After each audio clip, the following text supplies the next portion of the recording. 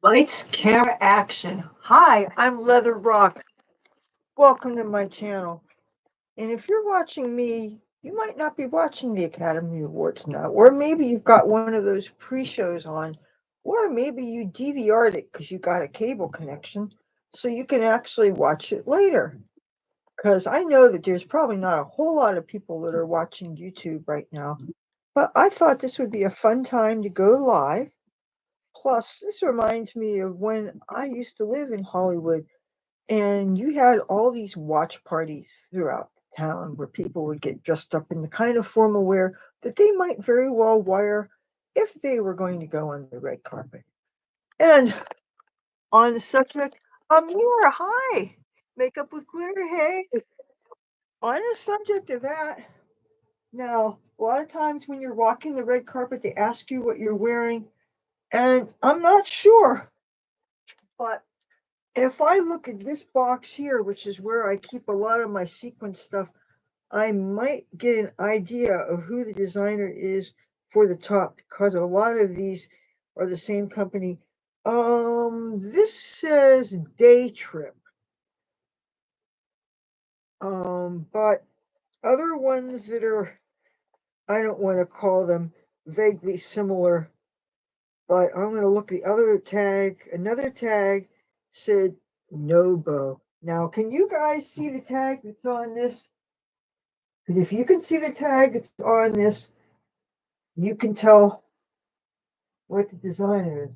Now, this is actually a two-piece. I'm going to back away so you can see just how long it goes. This is actually a skirt. And you want to know who the designer is on this? Ivanka Trump. This is actually a skirt that's a much larger size than I would wear. Matter of fact, I heard a can blowing around outside a few minutes ago, and I went out to go pick up the can. Here, it is so windy that a part of the pipe that directs the water flow from our roof and stuff to the outside was blowing around. But when I went to get that, the skirt fell all the way down and exposed my underwear to the whole world. Thoughts on Biden? Well, thoughts on Biden? Curious since you're a Trump gal, I'd rather have him back than this clown. Okay, all right. Which clown are we talking about? If there's Biden and there's Trump, is there anybody else? Hi, Bright Asshole. Hello. And you, young lady, I owe you a big apology. You've been putting out so much content. You've been doing such beautiful artwork, all those flowers and things. Don't think I haven't noticed, hon. I apologize. I only have this one computer that I know how to use, and I have to both use it to create content with, and I run a little day job program that involves me getting a little tiny bit of compensation if enough ads are shown on the cooking videos and the travel videos that I watch. So as a result, I don't get enough time to watch other people's videos, and there's so many things of yours I want to check out. And what I plan on doing is when I get some other equipment that I know how to use, I am going to spend a lot more time because I'm missing out on your stuff and some other people's things.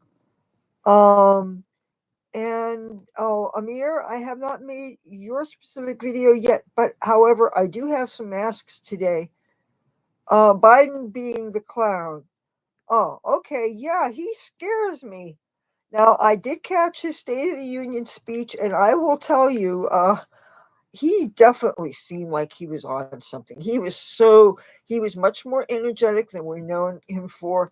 He seemed like he was very well rehearsed. He seems like he was very good with the teleprompter. He was coached well, or maybe he had a power nap earlier in the day, or maybe he got a vitamin shot, or maybe he partied with his son. I don't know. And now I don't want to get in trouble with YouTube for this conjecture. Obviously, I don't know the family. And I mean, but there are things about the speech that I did like, but I'll say that because I am a pro choice Republican. So when he was talking about abortion, that I thought was cool. Decent guy. Hey, how are you? I didn't even check to see if other people was going live. Now, I don't like to be going live at the same time as Dump Stars going, for instance, but I knew that the Oscars were going to start and they're going to go on early today. They're going to be on at 7 o'clock. And now I might probably not be having this on too long. I don't think I want to go over through the Oscars, even though I have it set to DVR so I could watch it later anyway. And the thing is, to be honest with you guys, I don't think I could tell you I haven't watched any of the movies that's been covered. First of all, I don't have the luxury of going and spending money to go to a movie theater to spend uh, uh, for that experience. Second of all, I don't necessarily like to hear people talking over movies that you're spending good money for. Third, the idea of spending money to have money, films that you either rent or stream. I know that's a thing that you can do, but just there are too many good things that you could see for free that have already been out there for years that I would like to watch that I haven't watched. I have four DVDs that I have never watched yet. One of them being the Dallas Buyers Club, starring Matthew McConaughey. Been wanting to watch this for years, and every time I keep on thinking I want to stick it in my computer and watch it, but this particular computer does not have a disk drive. But I'm really into the fashion. When I was in Hollywood and we would have these different watch parties, and they would actually put out a red carpet and people take pictures of each other and stuff. And these were like film society type things, and different special organizations would have their own watch parties. The Los Angeles LGBT Center had a watch party. And matter of fact, that place, they had cyber cafes and special nights for computers, women's nights and stuff. So you had computer access that was much beyond the standard 1 hour a day that you got at libraries. So they actually were a good resource in the community. And when I look at the TV and I'm seeing all this stuff showing Hollywood, or I'm showing videos of people shoot going up and down Los Angeles and different parts of Southern California, it makes me so homesick. You know, even though it's changed so much from the last time I was there. And I'm thinking, because I know that I really do need to go out there. Thank you, thank you. See, I look darling. I don't try to look shabby, you know that. But and I know that today, I went from having 8 videos in a can, then it went down to six and everything, and because it's so easy to batch record, and then you get comfortable with, oh, I don't have to do anything. I don't have to even get dressed. I don't have to put makeup on because nobody's gonna see me. And then all of a sudden you're down to, oh shit, I got to start making videos again. You know. Uh, were you guys in? You weren't in the chat room, Dumpstar's chat room the day he was having problems with some girl, and she was, I don't know, I couldn't tell whether she was a good guy or a bad guy, and I don't know. I felt so overwhelmed. Hi, Babushka. And I don't know really what's going on with these situations, but I just knew that I wanted to go on live today just for I don't love anybody. I think he's a nice person. I met him here in my crappy town a few minutes after I was getting jacked up by this cop. I was playing my guitar, trying to make a couple dollars, and there's this red haired cop by the last name of Pincus. And he's got like this goatee. I don't know what kind of hair he's got because he always wears a hat. That, what? Oh, last time I saw one of his live streams, he seemed like he was falling asleep on camera. And I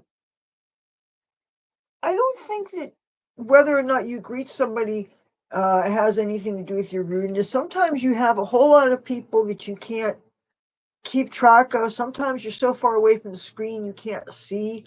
I've used different devices to go live with, and I couldn't see the text, um, what people were saying. And one time I just gotten a new tablet and I didn't know how to turn the camera to make it front or back facing. And I was in the kitchen making a cooking video or a Christmas video, something like that. And it was showing uh this hey, if his channel was nuked, that had to happen in less than 12 hours ago, because the last I saw, Dump was falling asleep in a sleeping bag or something on the street somewhere. But anyway, I'm gonna make sure this doesn't fall down. Oh, this is so high. I just saw the very beginning of the red carpet thing on the people showing up for the Oscars, and there's this one actress that had a dress that I really liked, and I wrote down her name. Okay, it's Emma Stone. She had on a peplum dress, so it was a two-piece dress. It had one part that went like this, and it had one that went the rest of the way. And it was a real interesting color, like a real pale, pale mint green, almost a gray, but real pale, but most extreme peplum. And she owns her little body. She doesn't. She never felt the need to go and pat out her bosom to be conventional or anything. She's just really delicate and very pale, and she seems to take real fashion risks. She does many different things, different colors, different silhouettes. I really like that about her. Uh, but I really, that's the reason why I still like to watch the Oscars, and my mom still likes to watch the Oscars, even though very rarely are we familiar with the movies. A couple of years ago, I actually was into it because there was a movie that I did see. It was by Timothy Chalamet and Armie Hammer, and it was called Call Me by Your Name, and it was a kind of a bittersweet love story with homoerotic themes. And Timothy Chalamet, his star has definitely taken off since this movie. But it was eligible for some awards that year, and one of one of the songs that was, I don't know if it was a theme song, but it was a song that was played in the movie, was played live on the Oscars. And since I had just seen the movie on some of the, how some of the higher paid cable systems have free weeks and you get to watch things that you don't normally get, because usually once things get to basic cable, they edit them all to hell, and it's usually a couple years after a film comes out. But I actually got to see it while it was still fairly fresh, and it was one of the, I'm not really dying to see a whole lot of movies when I hear them coming out, but it was something that I was interested in seeing, and it really was kind of edgy and kind of exciting. I can understand why it wouldn't be everybody's cup of tea. Um, God.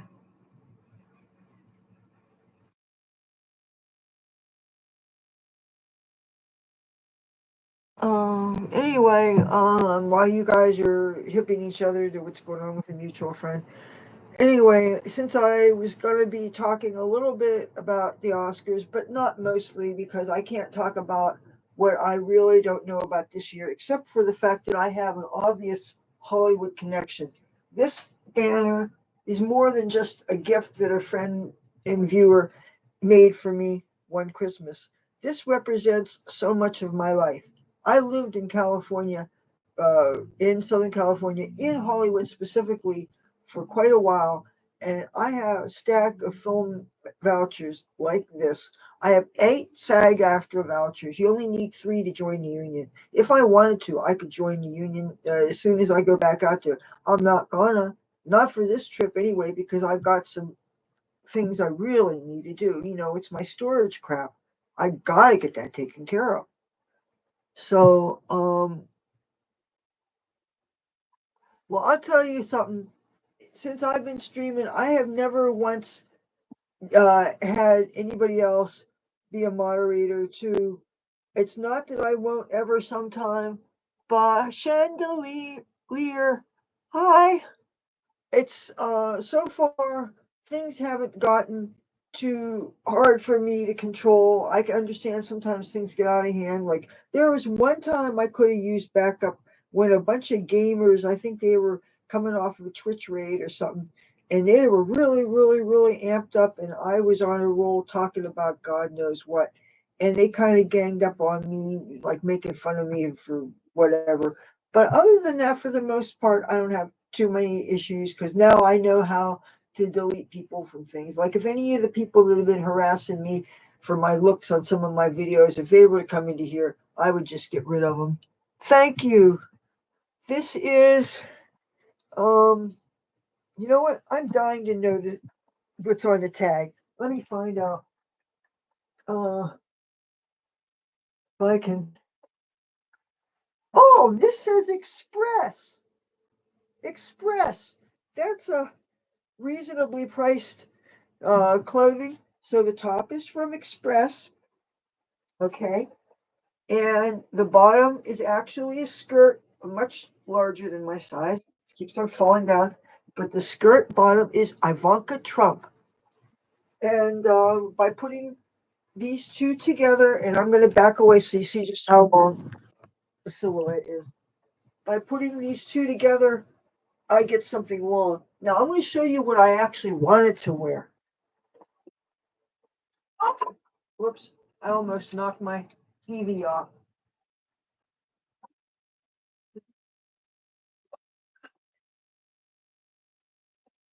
This is what I originally wanted to wear, okay? But there's a problem here.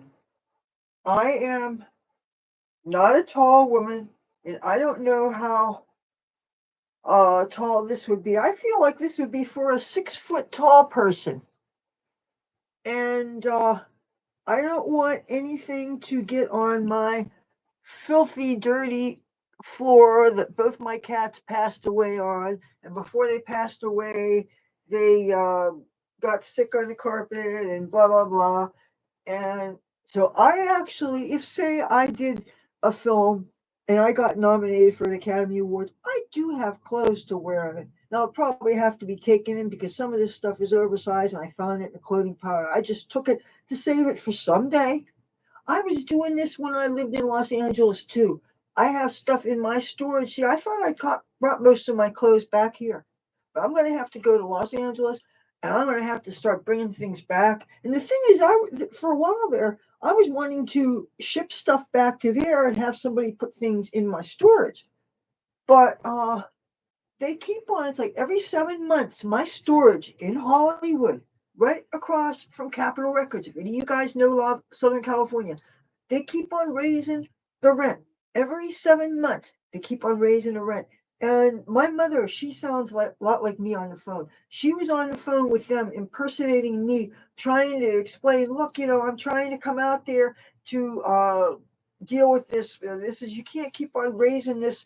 I'm over 3,000 miles away, which, they're a business. They're owned by a chain company now. They don't want to hear about one person struggling to pay. If something happened that I lost all my stuff and they put it for auction and they got rid of it, then they would just rent it out to somebody else that is less strapped for cash. I know that. They're just doing business. Why should they care about my uh, problems not being able to pay for a service? But when I first got my first unit, it was either 13 bucks a month or 18 bucks a month. I don't remember.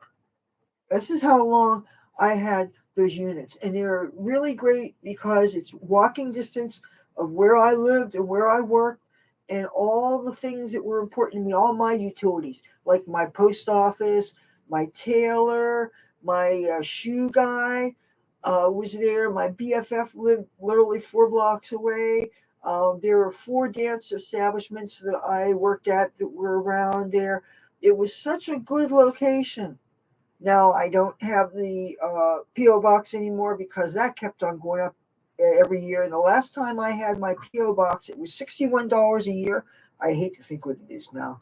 Now, when I go out there to California to take care of my business, I'm probably going to get a bus pass the time I'm out there. And because I'm going to have to go to SEDEX, that's used to be called Central Casting. Going to have to go up there, and they're in Burbank. I know on Sundays I'm probably going to be at the Hare Krishna temples, so that means I'm going to be bringing some of those Indian clothes with me, but only, I'm thinking, because I might not be in a position to be able to do a whole lot of clothes changes unless they're public clothes changes because I haven't secured housing there. I haven't secure transportation to even get there. So I'm going to, while hoping for the best and the most comfortable, and obviously with safety being paramount, I have to prepare for what I have to do to save money as far as what's my housing, excuse me, going to be like. Because on one hand, say I had free and safe housing, but I had to take a couple of buses to get to my storage to deal with that. It would be better to be really, really, really, really, really close to that. Ideally, if I was walking distance, if I was staying within walking distance of my storage, that would be the most convenient. The closer, the better. That way, I could spend all day taking things out of one to either put in the other or give away or sell or do something. And I'm going to be spending a lot of time there doing that. So, see, this is great. In the chat room, so many people know each other, and that just goes to show that I am starting to be successful in one of my goals for being on YouTube is I wanted to build part of a community. I wanted to be part of one, and I wanted to start one, and I wanted to bring people together under whatever positive things, be them certain shared interests, or at least if nothing else, a goal to make the world a better place and to practice what I think is responsible hedonism, unless you have a religion that makes that you feel it's wrong to have a good time. But I don't think it's wrong to have a good time. Uh no, I haven't, but I suppose I could. There's there seems to be quite a market for that, and certainly children is universal. You know, uh, I'm thinking if I do, it might have something to do with animals. I don't know, just because I find animals easy to draw. But I'd have to give that some thought because if I'm going to go and do that as one of my many creative pursuits, I would want it to be something of quality, and I would want it to serve a purpose greater than myself. I would want it to be something that contributes to the world, maybe with proceeds going to an animal charity that everybody likes, like North Shore Animal League is really great, and that one Best Friends is really great, and Animal Alley Cat Allies is really really awesome. I love them. I've seen firsthand how they help street cats.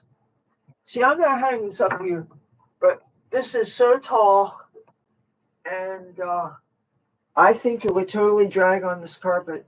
Otherwise, this is what I would like to wear.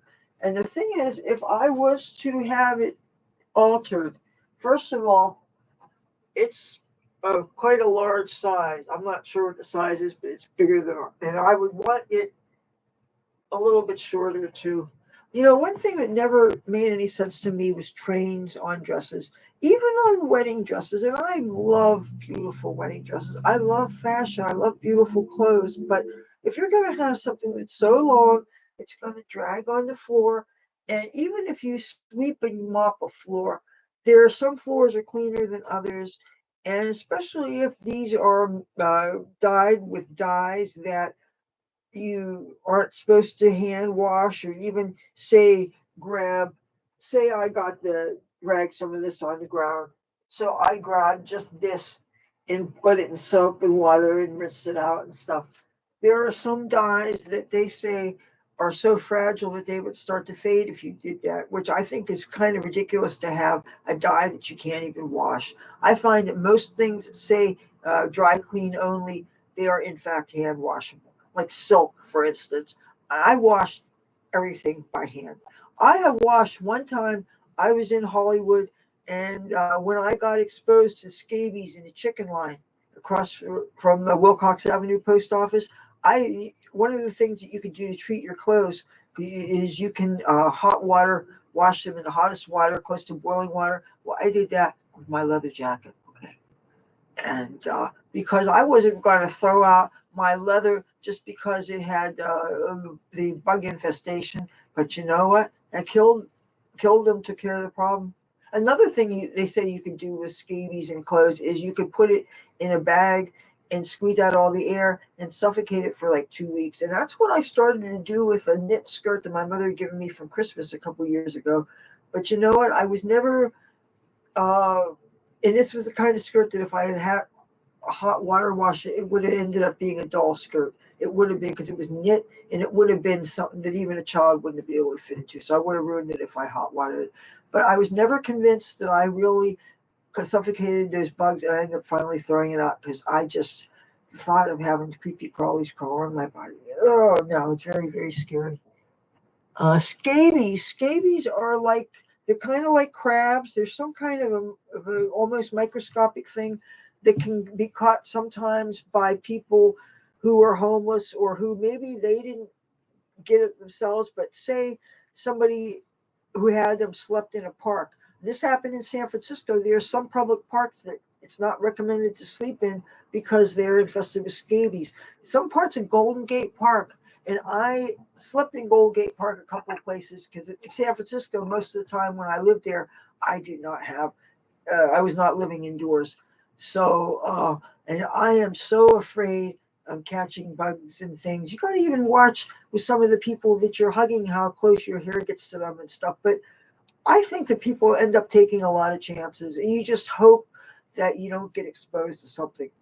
Like I'm not going to go ask to borrow somebody's brush or something like that, or try on somebody's hats, or if a hat ever falls on the ground, to me it's contaminated, and I won't put it back on me until it's washed. So I practice a lot of precautions. I try to do everything I can to keep people whose hands I have not seen washed in front of me from touching me or touching my hair. Of course, that's not always easy to do because people can be unpredictable. And when they're close enough to touch you, sometimes things happen. You know, drunks are unpredictable, crazies are unpredictable. But I really do try to protect myself, and you have to when you're outside. Thank you. It's for a company from a company called Limited. It's a real um I don't want to say low price, but it's a common, I guess, designer name or something. But I find things, okay, and I save things for times like I would have loved to have worn this, but I'm not tall enough for a lot of things, especially if something is a miss or junior as opposed to whatever's smaller. And plus, I'm not wearing high heels. I hate to say that I'm wearing sneakers, but I'm wearing my usual stockings, which matter of fact, I hope this doesn't cut off circulation. It's a little on the tight side. You know, maybe that's what caused some of those spider veins, but oh well, it is what it is. You know.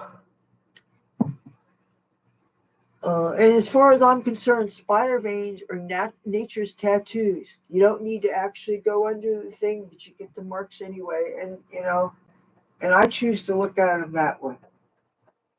So, but yeah, isn't this cool?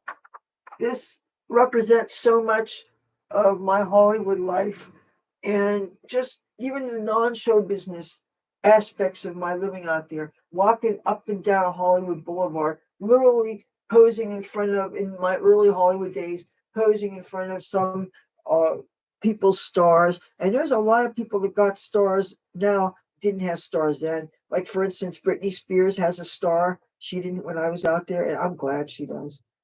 You know, I was always in support of her. And I think she's cute. I think she's immensely talented. She's been through a heck of a lot. When you are literally growing up in the public eye, put under this pressure, not only all the public, but your handlers and your family members and the family members of your husbands and boyfriends, and that's a heck of a lot of pressure. And I mean, I can't even, I think I know showbiz. I can't even imagine growing up in that life with the pressure. When you're an unknown struggling and you're just a movie extra and stuff, that isn't anywhere near the pressure of when you're a principal and you're starting off being a principal at a young age, like with the Mickey Mouse Club and stuff, those Disney kids. She was with a crop of very talented young people that were raised in that environment. I mean, there's a lot of pressure and a lot of discipline, and it's something that most people can't even begin to understand. So I think that when people are quick to consume their content, but then be critical of them because they have missteps along the way, as any human being would. And meanwhile, because they're celebrities and we look up to them because we like their music and we like their movies or whatever. So if they show that they're imperfect like other people, then people are so critical of and quick to be judgmental. And it's like, oh, so you're perfect, you know? I mean, I felt really bad whenever I see somebody having a public meltdown or something. I always feel really bad because stress gets to people, and sometimes most people, I think a lot of people, stresses and things get to them, but it's just when they finally break, it's not in public.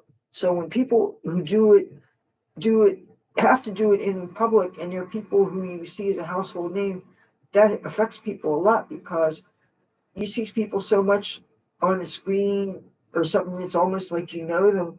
And even though you know that they're human just like you still, some people kind of, you put them on this pedestal, and when they start showing any kind of frailty or human faults, it messes with people's heads, I think.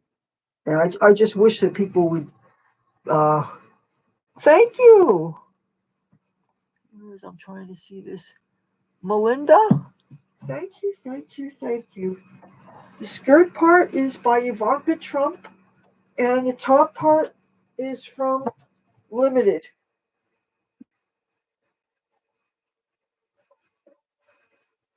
And the jewelry is from a dollar store up the street. And this, God, I got so long ago. I really don't remember. Uh, and this doesn't always peek out, but got this. Then I got this crystal with 3 different colors in it. So Uh, so I have the Oscars and the pre-Oscar show on DVR, so I can watch that later. Also on TLC, the 90 Day Romance, 90 Day Beyond the 90 Days, and all that stuff. I have that DVR also because I really kind of love watching those shows.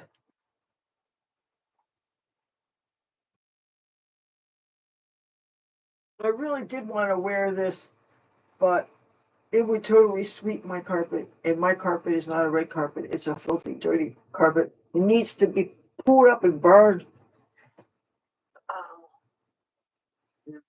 I'm sure when my family moves out of here, they will replace the carpet. But oh, you know what? There was a part of this that I meant to wear. Oh, you see what I was gonna do.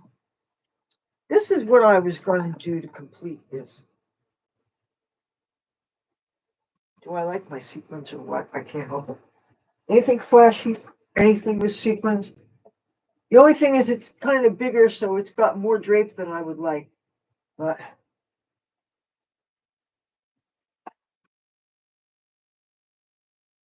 yeah, see this something on this jacket is catching on the clasp of one of my, oh okay, clasp of one of my necklaces. Oh okay. And this jacket is by BB Dakota. Yes. You know, if I was about 5 inches taller, I could put this on. I wouldn't mind having it tailored, but they would have to take a couple inches off the bottom, and that would be tricky. And I have a feeling my tailor and my shoe guy, it's a husband and wife, little old people from the old country, and they and work in Hollywood, California. And I don't want to jinx things, but I have a feeling they might be dead now. Yeah. Um,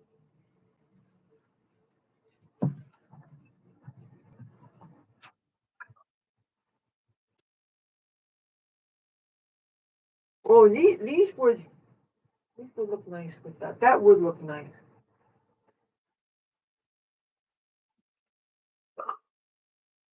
I have some gowns set aside in my storage for if I ever got invited to the Academy Awards.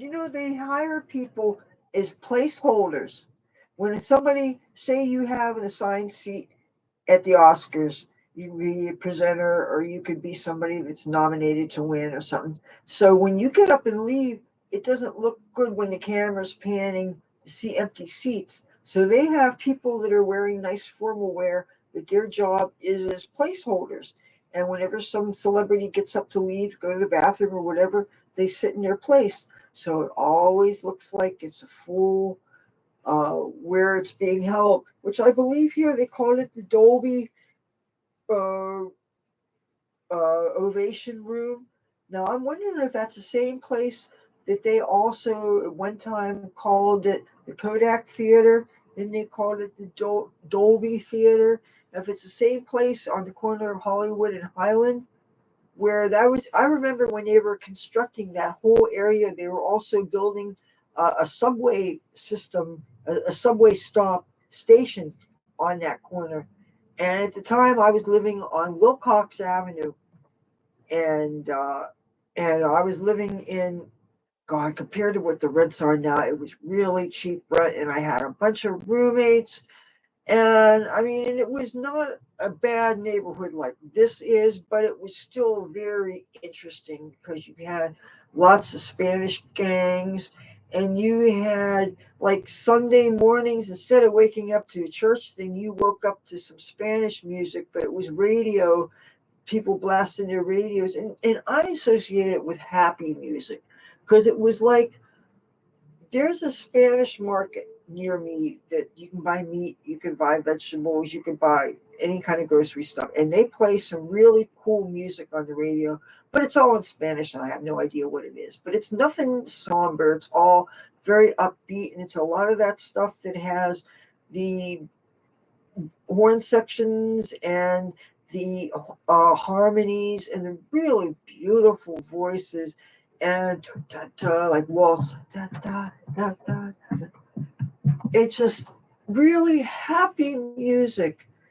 And what exactly the kind of style it is, I honestly don't know because it was not something. I mean, when it's a music that's singing in a language that you don't speak and it's not your culture, it's going to be easy to not know even what it is. But I hear it when I'm in that store, which has not been even in the past year because groceries being as expensive as they are in the Biden economy, I don't have reason to go into too many grocery stores.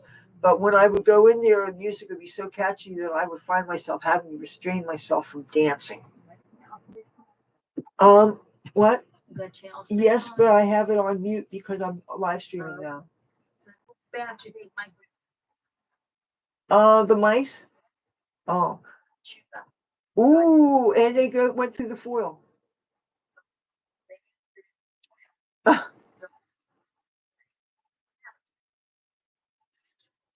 Cardboard box it was sitting in. Yeah. Well, it was in, and I heard it in there. I chased them. After they, I just now found my granola bar. Oh, well, sorry about that. I apologize on behalf of my cute little fuzzy bastards. Our family mice. I guess it would be bad to mention that I sometimes leave food out on the stove for them. But I could never catch any more in the bucket so that I could take them outside, which would really solve a lot of problems. If the mice would go into a bucket, they can't jump up really, but they can jump down. But you catch them in a bucket, put some food and some water for them, and when the temperature is warm enough, you put them outside in a place that's where they're part of the ecosystem. I have a place for the mice. Anyway, if you couldn't hear, that was my mother talking about how mice got in her room and ate some. She had unopened granola bars, and she could hear the mice actually went through the foil to get at these products. And I was just told on Facebook that mice have an aversion to foil, but if foil is used in the packaging, and the mice will eat through that, the mice can eat through condiment packets that have things like ketchup and mustard and relish and different things. I had a whole jar of all kinds of condiment packets of different kinds. It was probably too old anyway. And I had it in the back room and it didn't have a lid on it. And all of a sudden I saw that they had bite marks on it and stuff. So those little cute little fuzzy little rodents, they really are destructive. So I mean, I have been putting stuff away. I have my clothes in plastic bags, sealed up, trying to protect things from them as possible because I have a chance to go out west. I want to be able to say, okay, my stuff is pretty much organized and it's safe as long as nobody goes through things there. And I hurry up and take care of business in LA, come back out here. Now, I was thinking on the way out here, depending on how I go, because I don't know how I'm going to go. If I end up taking a Greyhound, then I would definitely route through Las Vegas on the way and then maybe go on a southern route on the way back because I was thinking of routing through New Orleans coming back because I can't take a chance of spending getting distracted, wasting time on my way to LA because I need to go and take care of things. And I'm going to be keeping in touch with my mother not all the time because I don't know where I'm going to be staying, and if I'm going to be staying outside, I'm not going to have use of a phone unless I borrow somebody's cell phone or something. Unless there's a slight chance I might have a cell phone by then, but I really doubt I would because cell phones require data plans, and data plans require monetary uh, uh, obligation every month. And if part of my reason for going to LA is to turn two storages into one because the storage rent is too much a month, then I'm not going to incur yet another bill if I can't pay that one. That's a real serious thing I got to do. Be able to put everything into one storage and then take care of some more errands and then have as much fun as possible while coming back east and possibly visiting New Orleans on the way back. But I can't make that a priority especially when I don't know how much time it's going to take me to take care of business in Southern California, and I got to think about all that time of leaving my mother unattended. I really don't want to have to worry about. Well, it wouldn't be good to if he's still in New Orleans by the time I get there. That would be groovy, but I think he talked about because I told him how much fun Los Angeles is, and I've been going there since the '80s. Okay, so I know the area well, even though it's changed a lot since the last time I was there, and I know it's going to depress me because the fact that it's getting more and more expensive, and you can't afford to really live there anymore unless you're on the street. Which, ironically, now that there's so much homelessness is such a big deal, and you have so many tent cities that I might end up using that in my favor. Because even if it requires me to live a double life, and that is, see, I remember before everybody had internet and stuff, when you could be going through your struggle, like living in your car, for instance, and eating in those soup kitchens and those starving actors and artists things. And then meanwhile at nighttime you could be going to the clubs, going to all the club openings, hanging out, drinking in the Rainbow Bar and Grill. You meet somebody cute and they take you to their house. Well, they would never know that you weren't living in a real prosperous means. And the people who were also struggling and you were struggling, well, you know who each other's was and their struggle and everything. And if you happen to see them at the clubs when you were there, you might wink and a nod like, hey, or you might take them aside and say, did you find a safe place to park the other night? Which obviously they didn't. If they weren't safe, they wouldn't be there. But now with the internet, it's harder to separate your scenes. And if you are struggling, like I remember one time when I was a movie extra and I had an actor's agent and everything. And on the way back from the movie gig that we were all on, he had given us a ride, a bunch of us rides home in his car. And we stopped in a 7-Eleven that was very close to where he lived and also where some of my punk rocker friends were panhandling. And we got out of there and they were saying hello to me. And I said hello to them. And my agent said to me, do you know them? And so all of a sudden, he was judging me because I knew some homeless people. So that's where you have to, and people are going to be like that, especially people who are better off. I don't know if the poor people are going to be as judgmental if they see you in circles with people who actually have jobs and who are doing things or maybe showbiz type stuff. But for people who are higher incomes and they see that you are associating with people who are the have nots, there some people who are really comfortable in their middle class or their upper middle class or their upper class, they're comfortable in that and they treat poverty almost like it's contagious. And if you're homeless, they're afraid of that almost like it's some kind of a disease or something. So you have to be really discreet when you're in both worlds. And like one of the things that often noticed, there was like some of my friends would sometimes be spanging. And that's one thing I never felt comfortable with doing. I would be glad to do some kind of street performance. Give me a guitar or something, I'll play that. If there's a place where they have dancing girls, get me on stage. That's a whole lot of fun. But as far as going and begging, asking people for things, I don't feel comfortable with that. I just don't. I don't want to seem judgmental. Some people they feel it's okay, or they feel that it's a right to, or it's convenient. But I wonder if it was always easy for them, because I never tried because I never liked the idea of asking for something when I feel you should work for things. You should give something of value. You should do something for the things that you get. Just like if you really love what you're doing, and it's an art kind of thing, or it's a love kind of thing, or it's a communication kind of thing, like making videos for something, for instance, you should do it for the love and the fun of it, not just because you hope that you're going to start getting rich with it. I've been doing you use my let's use my YouTube channel for as an example. I've been doing this over 12 years. I it took so long just to get the first 1,000 subs. Most people, if they haven't had ads put on their channel by the first 4 or 5 years, they give it up.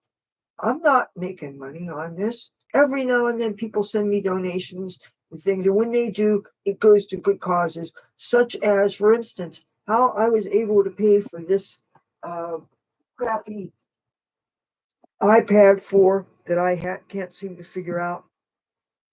This was through my PayPal. And what's in my PayPal is what people have donated to me. And I just save it in here. And that's, PayPal is how I buy, shop online. And I'm thinking, well, you need filming equipment, right? So I saw that good deal on Wish. And between Wish and Timu, I really like. One thing I didn't think of, the next thing I need to think about is getting some earplugs. I have one or two pairs, but I think it's really important, not only for when you're traveling, but when you're sleeping. Even though maybe when you're sleeping outside, maybe earplugs would be dangerous because you really need to hear what's going on around you in case somebody's messing with you. That said, I find it so hard to sleep in unfamiliar places. Whenever a friend of mine gets a room in a casino or something, I rarely can fall asleep. So I would imagine if I was sleeping out in a storefront in Los Angeles somewhere, hearing all that sound around me, I would imagine I probably would not be able to sleep. And I don't want to take a chance of using some kind of a sleeping aid or something, unless it's something that's absolutely natural, like the Relaxium sleep that they sell. And even then, I wonder if it would work when you're outside and you're in an urban camping situation where there might be people walking around, because you need to strike a balance between you want to actually get sleep, and sometimes you need to blot out sounds in order to get that sleep. That's why I like to a lot of times sleep with sound generator things. Sometimes they have subliminals or affirmations attached to them, but they have this background noise which blots out a lot of the yelling and screaming and the traffic sounds and the different things that you would hear even when you have closed windows and you have a second floor walk up. Well, imagine if you're outside and you hear sounds where you would like some blanket some of that out. But in the same token, you're out exposed in a public place and you want to be able to protect yourself. Say somebody's rooting around in your stuff, or maybe they got a knife out and they're about to maybe break a bottle and hit you, or maybe he wants to rip your clothes off to rape you or something. Don't you think you would like to wake up at the sound and you're about to be messed with? So in that case, I would think that maybe muffling sounds would not be a good idea. So for that reason, I'm thinking maybe it wouldn't be such a good idea to sleep with earplugs. And plus, I'm thinking to say I went and broke into a squat. Would I want to have earplugs in? I'm in an unfamiliar building I might not know exactly how to get out of. What if there was a fire or something? Would I really want to not be able to hear? What if there was some strange guy want to come up next to me? Would I really not be able to hear? So I think there are times when you don't want to cover your hearing up. Just like the people that there are jogging at night, or they're rollerblading at night, or they're doing it in traffic, and they're going ahead and they're putting the earplugs phones in, blasting their music, and meanwhile you can't hear traffic, and people get run over in traffic all the time, or somebody come up to them to hurt them, and you can't be aware of your surroundings because you totally got the noise canceling. So it's all about your safety. That's why another reason why I don't like the idea of sleeping with earplugs in, because you want to hear uh, smoke detectors go off. And if you have a weather radio that lets you know there's a tornado so that you can get to a safe ground place, you want to be able to wake up to those things too. So, and that's the thing, is that when you're contemplating going out someplace and you haven't made um, housing reservations, and you don't know if you're going to have housing, you're realizing there's a very real chance that you might be on the street. So you just have to keep that in mind. And that's really something that I'm kind of faced with, the chance that that might be what I may have to do. And meanwhile, I need to get these other screens before I leave town so that I can document this as much as possible. I want to continue to do all this on YouTube or whatever other platforms I'm on, if they ever do make good on their threats seemingly to kick me off here. I don't want them to, but you just never know. That's why, excuse me, that's why I think I'm going to sync my YouTube videos with, there's this company, this service called LBRY, if they still exist. They allow you to host your videos. They, even if YouTube would decide to sever its relationship with me, my videos would still be safe on this platform. And another thing is that, you know how like there's this YouTube partner program where once you have ads placed on your channel, when you get enough ads surfaced and enough people see them, you make little pennies and stuff. Well, you actually get paid on library, but you get paid in Bitcoin or some kind of cryptocurrency. I'm not sure if it's exactly Bitcoin, but anyway, and it doesn't require any cost out of your own pocket. So I'm thinking of syncing to that, and I'm also thinking of doing that with BitChute. The only thing is with BitChute, I read something about where some of it might be, there may be some file size limits, and that's a problem because videos have file size. Just like you can't email most videos because look how big a video is. So, okay, it is now 7:20 p.m. And I'm starting to, you know what? You know what I haven't done? I haven't smoked any weed at all during this. How would you guys feel about that? Would you mind?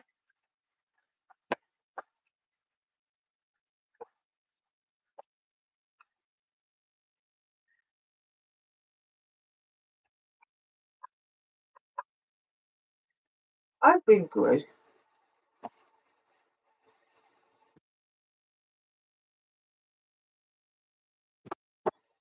I'm assuming you guys are grown ups and all that stuff. I'm not going to be real obvious about this, but you know what? Uh, and then I'm going to go make a decent pot of coffee. And then I guess I'll turn on start of the Oscars, or I mean, I'll start it on In Progress, and then later on, I'll watch the very beginning of it. Now I gotta find out where my lighter is, because if I don't have a lighter, I can't hit this. Ah, here it is. But isn't this great? I have two of these. I can't wait to show you Hollywood when I get out there. Oops, did I say that's where I was going? Well, you know that's where I'm going.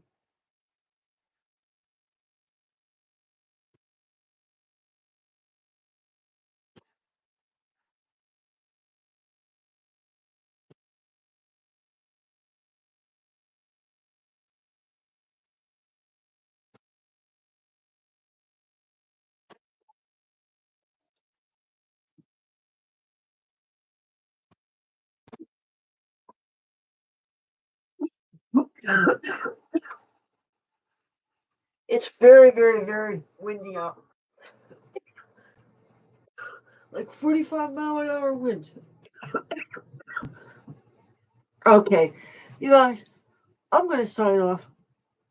I'm gonna make some. Thank you. Yams, yams like sweet potatoes. They're good. And I did some filming in the garden today, which you didn't see that because I realize this is live, but this is the third video I did today. So I did some filming in the garden. And so I'm not going to spoil it, but it was really windy and chilly and a bit unpleasant. And I felt like my makeup was just making, my eyes are running, and the so-called waterproof mascara was not waterproof. But, and I'd show it to you, except I think I dropped it on the floor. And if I drop it on the floor, I am not going to touch it. Uh, oh, no, I did. This is the mascara. It's, I got it from Temu. It's one of those Chinese companies. QIBEST. Lots of lengthen, lash lengthen waterproof. But I kind of like the brush because it's just a whole bunch of little combs. And it does not clump. And I actually thought it was waterproof. No, I guess it's not waterproof. I have a number of. You see the goodies in this, right? This is supposed to be guideline to help you get your eyeliner on, right? And there's another one. But as far as the waterproof mascaras go, I think this is really the waterproof. Yeah, this is really the waterproof one. I'm just using brands that most Americans are not familiar with. Partly because the price is more affordable, but also partly because by dealing with these Chinese and Japanese and other Asian companies, I am not contributing to so much of the beauty companies that people in America are buying, that they're trying to force these agendas on people of telling us what we should care about, who we should vote for, trying to tell us how to think. And that's not what I want of the companies that I want to do business with. If I want to buy your product, if I want to buy your clothes, if I need lipstick, which I do, I want to buy from companies who don't make me feel bad about myself based on my race, or tell me what I should care about, or tell me, don't tell me what to think, or how to think, or what you think I should care about. If you want to say that, okay, we don't practice animal experimentation, okay, that's a good thing. That's something that I find very uh, appealing. But one sad thing is, though, in products that are made in China, it's very hard to get them to not require animal experimentation. But I believe they just passed a law which made it so that everything that you buy in China is not necessarily been made with animal experimentation. I just wanted to show this. I have not opened this yet. Is this not awesome? And the packaging. And you're not supposed to care about packaging, right? Because it's paper and it's all that stuff. And it says 3Q Beauty. by Vicious Waterproof Mascara. But I'm probably never going to get rid of these boxes.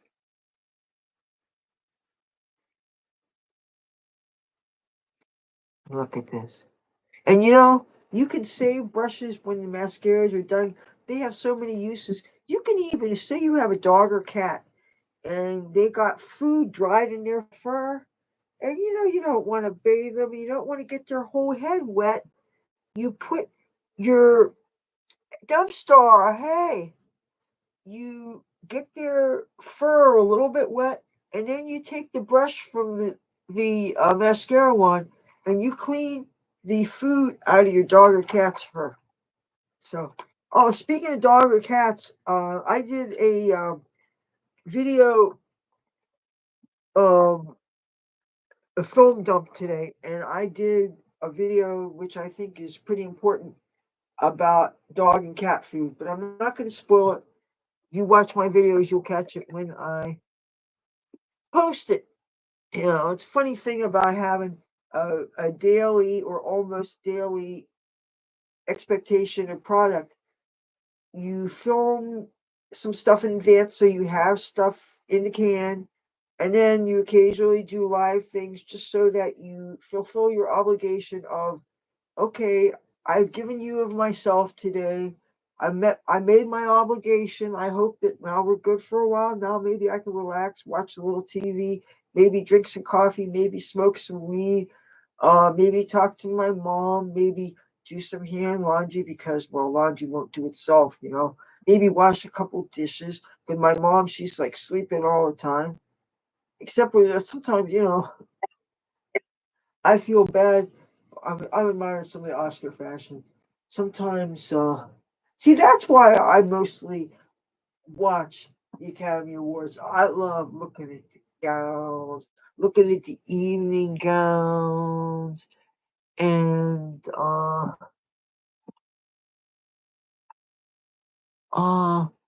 hi, Savitri. Is that how you say that? Uh, but I really love how I make coffee using those packets from the uh, hotel room coffee makers. They're supposed to make 4 cups of coffee, and you're supposed to put them in a drip through tray. It's in the machine, and the water goes through. But what I do is I put it in the carafe itself, and I get a 10 pot normal pot. I don't know if it's Proctor Silex or it's Black and Decker or what the company is on our coffee maker. My family, we go through coffee makers so fast. We don't, whether either the carafe breaks or the thing burns out from overuse. But no, I love these. Uh, they're like tea bags, but they're full of coffee, and you stick them in, and you let the water pour into it, and you let it soak. And then after a while, I dunk it. I've done this on camera before, but you get a nice, decent sized pot of coffee that way. And we have decaf ones also. But the thing is, if way my mother is that, and sometimes I'll make the decaf coffee too, but sometimes it's like you're up, you know that nobody's going to bed. Like especially if we've been lucky and the chicken lady made a deposit. And it's like, oh, we got Popeye spicy chicken and maybe a couple biscuits, a couple French fries, and they have sometimes she throws in fried popcorn shrimp, little shrimps, and I think they've even had scallops. Oh my god. This is, you know what? Let's find out what kind of coffee maker this is. Oops. Well, I try not to destroy things. Ah, um, the shiny new fridge, the clean fridge. Oh my god, a fridge is not hazmat. Of course, you might hear the sound of cute little fuzzy critters with big black eyes. And what is this?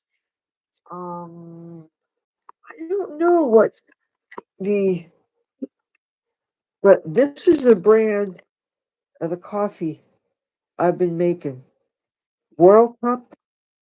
It really tastes good. Matter of fact, you know what? I need to make another. I think my mother, was hinting that she wanted another pot. So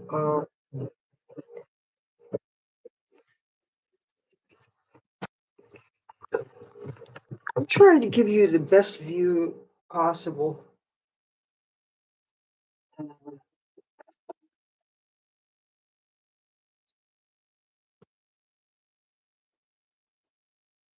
She have more energy to do some of this.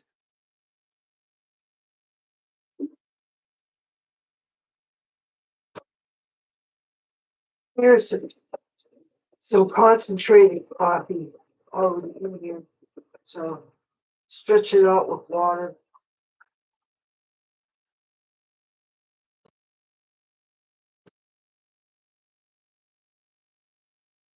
And I'll go ahead and put it to the 10-cup pot.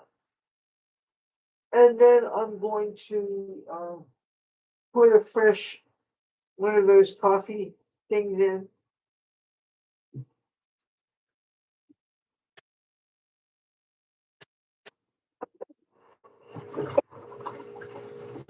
I'm going to have to get coffee from her from the other room.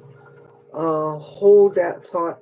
I used to be able to keep these doors open, but now the mice found out they get in, and once they get in, they can eat the labels off the cans and stuff. I'm trying to avoid that.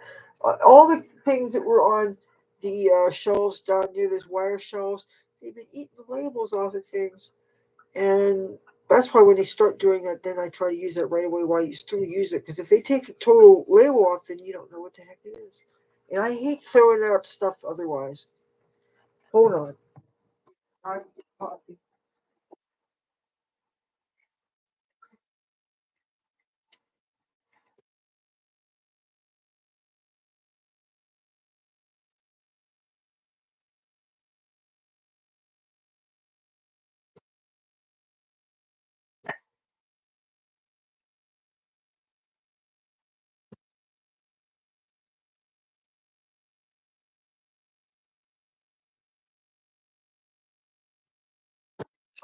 I saw another kick-ass gown worn by some chick that won Best Supporting Actress for some.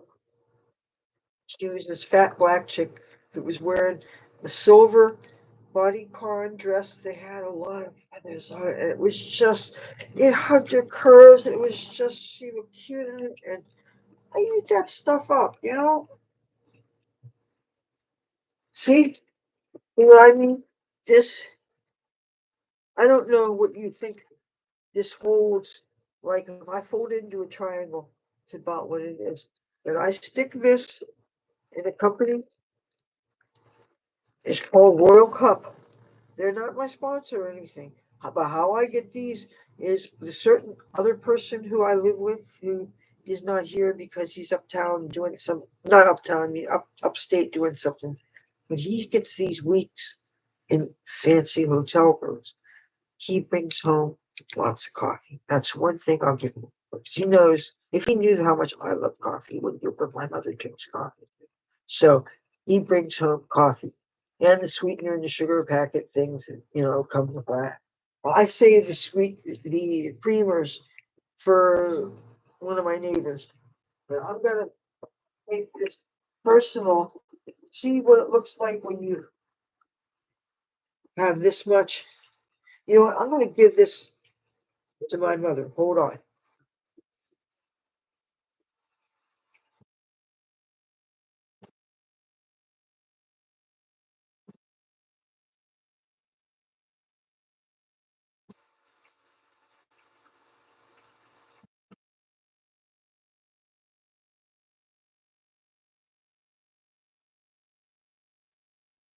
Okay.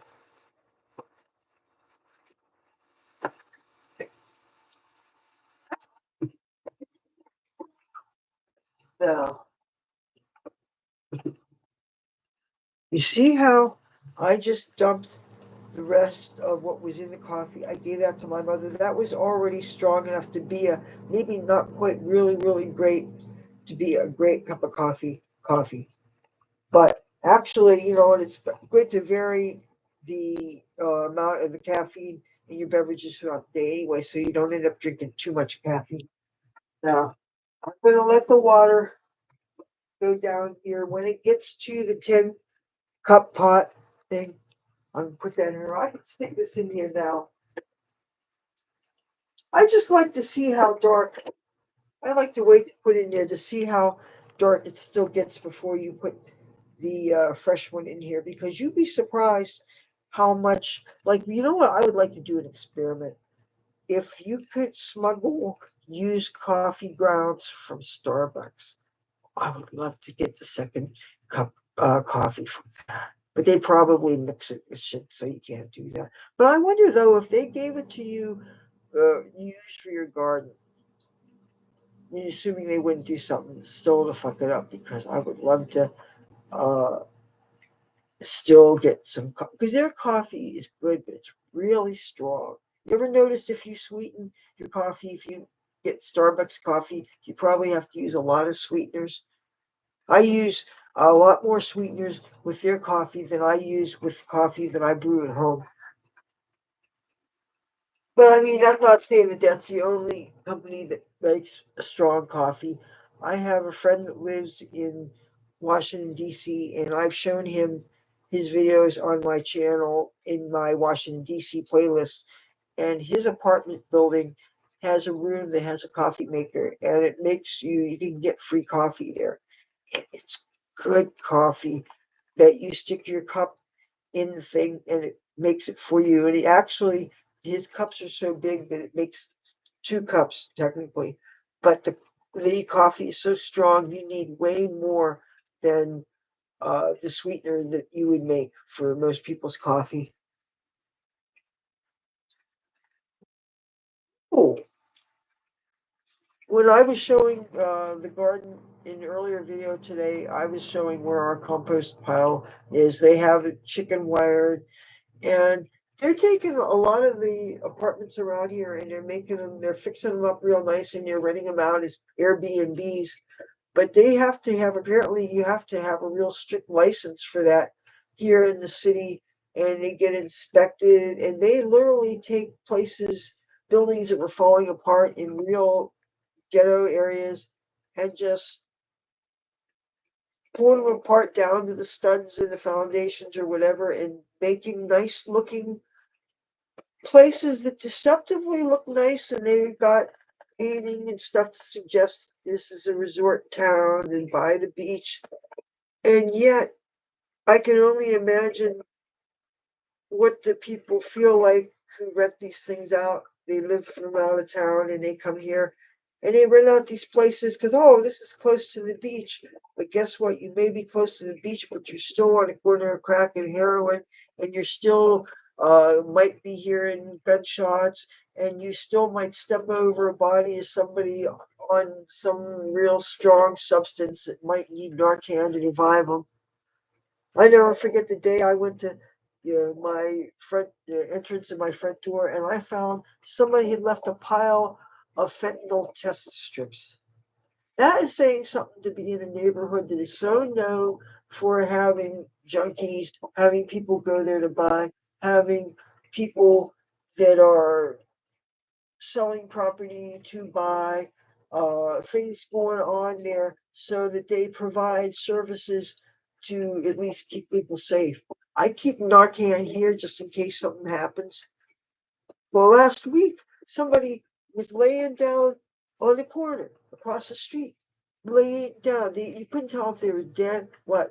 And usually, I make a phone call if I notice them, my mother will make a phone call and we'll say, look, there's a person who looks like they casualty of substance abuse, or maybe they're 5150. I don't know, but there was this person that was yelling, ah, they were right across the street. It was like, oh, I would not shut the fuck up.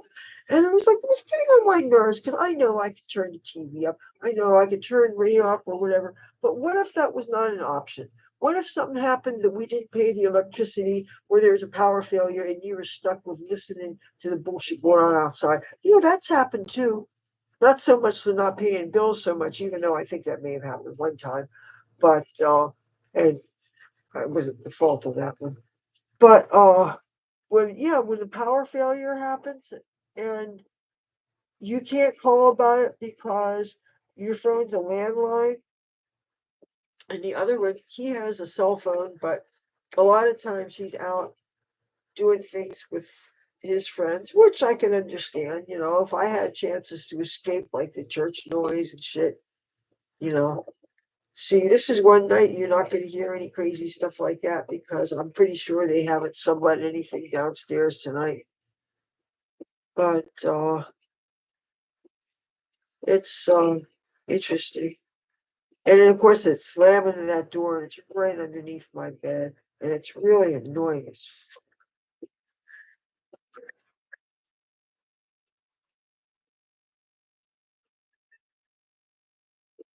I'm gonna go ahead and put this in this, and I'm gonna make sure it's in the water all the way. I'm gonna let that steep a few minutes. How I can stand on that church noise, I don't like it. I got into so many fights with my mother about it because there was times when I wanted her to call the cops more. And first of all, Sunday mornings, we don't dare do that because that church is actually run by a man who is the chaplain for the Atlantic City Police. Yeah. And he's this tall, imposing, dark gentleman who, I mean, he's done some things I respect. He has gone through personal transformations where apparently he used to be one of them street kids, and he got clean and sober and did something with his life. And when you go on to be a cop and a preacher and a chaplain and all that stuff, um, I guess that's nice. But you can intimidate people if you have a badge, you know what I mean? In a uniform. And so, okay, your chaplain, to me, that's still cop, right? So you have church, okay? And you sublet, you rent the downstairs from our landlord. And we were never consulted about this and the noise and everything. And of course, we can't very well call the cops because he's affiliated with the cops. And most of the people that are part of this church, aside from the homeless people, which they do somewhat help, and they cater to everybody, and they have these loudspeakers that are downstairs, and it's everybody on the boardwalk. You can hear it, okay, across the street. Maybe you didn't hear it so much in the garden, but you could hear it down the street. You can hear it coming up here. You can hear it coming up there. Yeah. And some parts of this building, depending on how close you are to there, or the closer back that way, the more faint it is, the closer you hear, the louder it is. When they start with the drumming, and when he starts, or any of the preachers are screaming, and you're screaming with microphones, and you don't need a microphone. And certain people really, believe me, they don't need mics. And why do you need drumming and keyboardists and all this instrumentation? And again, everything is amplified, everything's electrified, you know. And I don't mind it when they have pre-recorded choirs. That can be kind of nice. That's obviously not real human voices that the choirs that we actually get. I want to try to be diplomatic with how I describe the Dead and Dying Beagle Brigade on Sunday mornings, and then at Spanish Church stuff, which you've heard. But we can't call the cops on Sundays, obviously, but other days of the week you call, and the cops are very reluctant to deal with things. And I can certainly understand the whole concept of religion. It's really disgusting things. Oh God.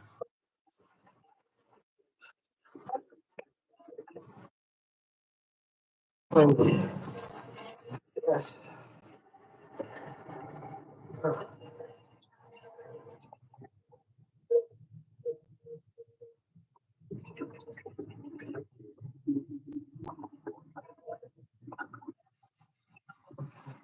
Oh, I'll be back in a minute.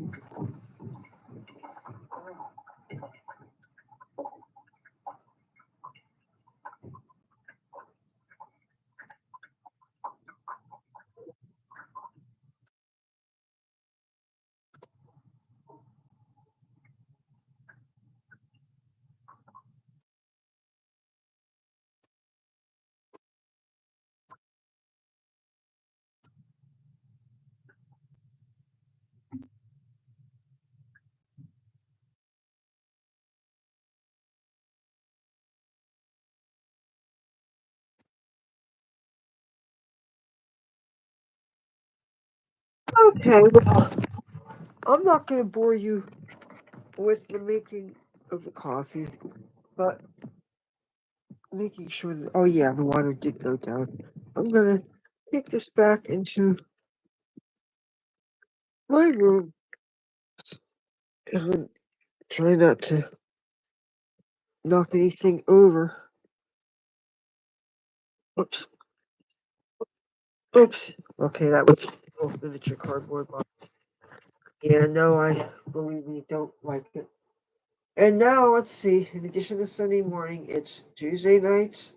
Oh, and there is a prayer meeting Wednesday midday, by the way. Now, then Tuesday night the Spanish church, Thursday night the Spanish church, Saturday night Spanish church. Yeah. So, and who's to say they're not going to decide to rent out the other days and stuff? So this is why when I have chances to film, I do the batch recording when I can. I take advantage of the DVR thing the Comcast has available. One thing I'm gonna miss if I ever become homeless again is not having cable TV. That's really gonna suck. And the programs that I've grown to really, really, really appreciate, and that I won't be able to keep up on what's going on in the outside world. Even though some people access that stuff through the internet, but still, you I don't know that you can get the things live that you can when you don't have like you can find out about things that just happened. Like I noticed on Facebook, there's different groups that talk about things that are going on things that I'm watching on different internet. I mean, on the different cable networks and stuff. But if I wasn't watching cable and stuff, I could probably learn about things but not see the whole thing unless networks like TLC provide whole seasons where you can binge watch it if you lost your cable connection or however you usually watch your these series. So I really do love my cable TV. Okay, I'm going to, I think, end this kind of early so that I can actually start watching this shit. Oh, I'm liking this, liking this pantsuit some chicks wearing. It's black with silver pinstripes and shit. And I'm not going to show you any of the screen because I know Ampus takes their logos real seriously and then gets you for copyright infringement. I don't need your hassle. But anyway, I'm not in Hollywood yet. I would like to be, and I will go back there. And so that's why I wanted to go and do a live stream today on Oscar Day. But you guys enjoy. Maybe go and watch the thing for yourself. And I'll talk to you guys tomorrow. Bye.